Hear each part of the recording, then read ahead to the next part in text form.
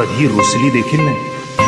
पहाटे उठून गोवऱ्या शेळी थापून, कोळसा वेचून, पै पैका जमवून, घर खर्च चालवून उरलेला पैसा बाबासाहेबांना शिक्षणासाठी दिला तिने. सोन्यासारखा धाडलेला हा संसार नांदण नांदण होत रमात नांदण, नांदण नांदण होत रमात